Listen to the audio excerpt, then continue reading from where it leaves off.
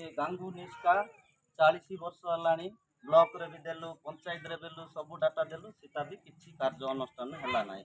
Second Thar रे ए माणिक हिकका से भी अविवाहित झील एमती 3 जण करी बेकार रही ये भी ब्लॉक रे पंचायत रे देलु किछि कार्य अनुष्ठान हैला नाही। आ सेकंड आवर रे होछि